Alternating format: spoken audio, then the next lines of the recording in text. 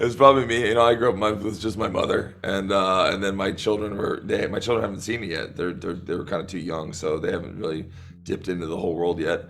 So it's me. I'm a huge fan of you know, the first one was super impactful when I was growing up, and I'm obsessed with motorcycles and cars. So I'm like, I feel like it's the perfect thing. And then when you add, I get to go to Rome, my favorite city on earth, and I'm gonna go ride, you know, very fast and do some really cool stunts. Even having stuntmen do even crazier stuff, it was a wonderful opportunity, because who's gonna be able to do that? You don't get to do that. You'd be arrested in Rome for doing that. So it was pretty, it's his dream come true, really. Well, I did defer to him and ask, like, is this believable? Is this sellable? Like, there were moments where, I think it was when we flung the guy outside I asked you, like, is this hokey or is this gonna sell? And you're like, no, it's gonna sell. And I'm like, okay, but he thinks it's gonna the cool sell. thing is in a kind of hokey way. Like, right, it's yeah. literally like, get out of my house. It's that fine line. Yeah. I like it. There's basically an assault on the house, and I'm babysitting little B, and then all of a sudden, there are all these guys that descend upon us, and we're the only ones there to protect him, and so we go nuts on them. Yeah, and in normal, fast circumstances, it's not too far-fetched to be like, hey, can you watch the family while I go do a mission? And that's kind of how it goes. Mm-hmm. In this case, the mission isn't what it seems, and it starts the dominoes to fall, so everybody becomes a target, and everybody's in jeopardy. And I think it's a great example that there is no safe space. There is, like, everyone's a target. And it does that very early in the film. Well, I thought, having destroyed Rome in the film, it was just as well that we came back to say, oh, please forgive us. And we love your city. And of course, you know, the filmmakers do. That's why they made the film here. But I thought it was a great idea. And you know, being half Italian myself, you know, in my dreams, it was great. It was great for me. It's the first time that I'm here, and I was super excited because I've been to Italy like twice, and I loved it. And after watching the movie, being able to be here and to go back to those places that we've been shooting, it's like my fan moment. It's amazing. Yeah, some people say I remind them of pizza. I eat a lot of pizza. I love pasta. I like eating carbs.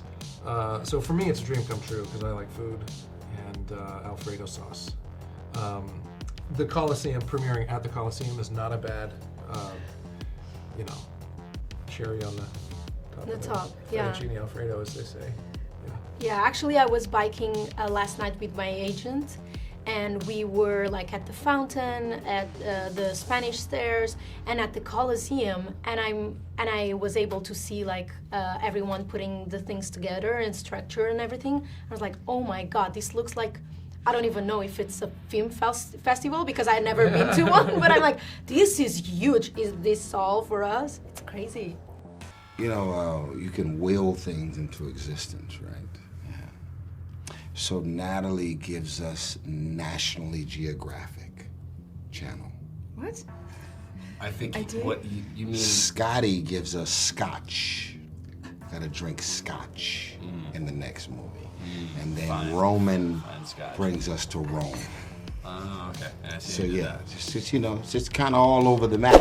It's always fun. Like, obviously, we have a lot of fun. That's part of why these movies work, and I think the fans feel that through the camera because it's happening on set. Yeah. But yeah, it's you know, I love these guys, but you know, sometimes it's like it can be a lot. I love you, but It's all right. I agree. I mean, I know I'm a lot, so I can only imagine how they feel. I'm like, man, did I just say that? That was off the hook. That was so unnecessary. But you know, self-talk is important. Unnecessary is a word we... Oh, wow! You know what, though? When I do all my randomness, it's always gold. It's always the best stuff. They didn't write that. Shoot. Always gold.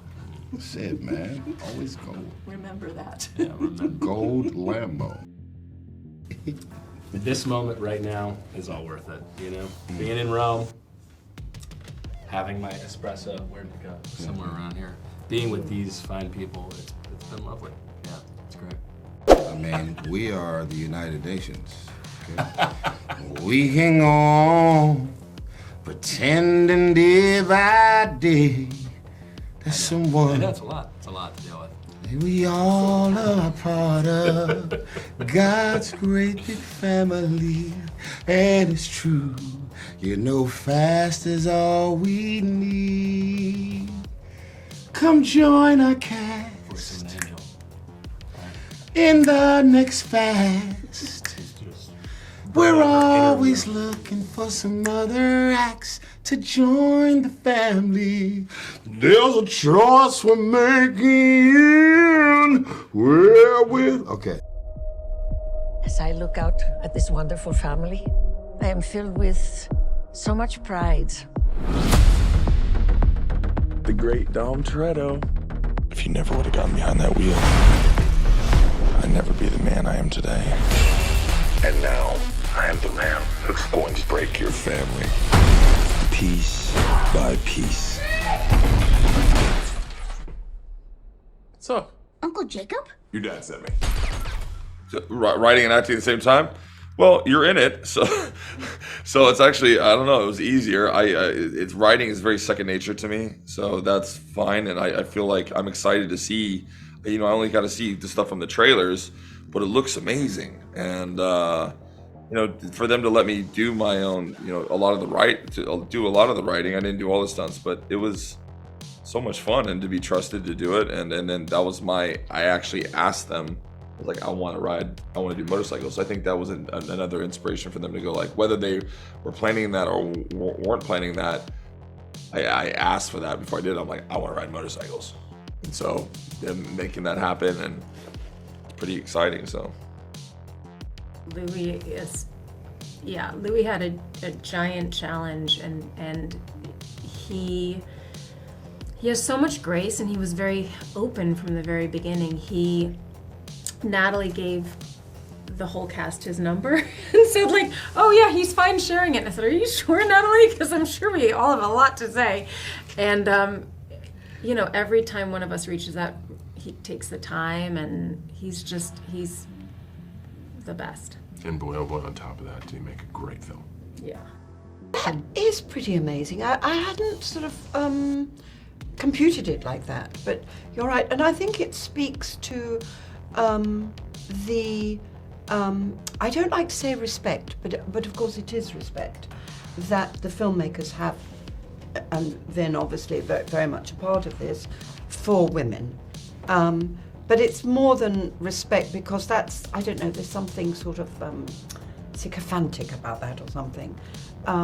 It's an absolute recognition of the agency that women have, the spirit, the courage, the energy, the commitment, the everythingness that women have. And not many filmmakers, even still to this day, it's much better now, obviously, than it was 10 or 15 years ago. But filmmakers still are kind of struggling with that. They can't quite see women as, equal partners in life. But the Fast and Furious franchise always have.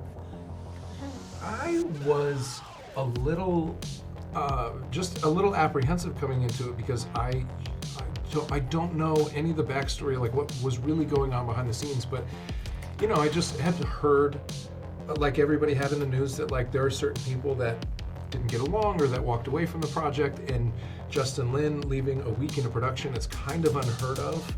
And I don't, you're like, what is going on? This must be a nightmare. Somebody's got to be a nightmare. And so I showed up sort of like, you feel like you're going to be walking on eggshells. And Vin, who really runs the show here, could not have been nicer, more generous, more affirming. He's like very zen and spiritual and wise. I mean, it's just like he's a great leader. And it was like one of the best film experiences that I've had. So I kind of don't understand like any of that, But it was like it just put to rest all the, all the trepidation about what set life was going to be like. It was great. For me, I don't know.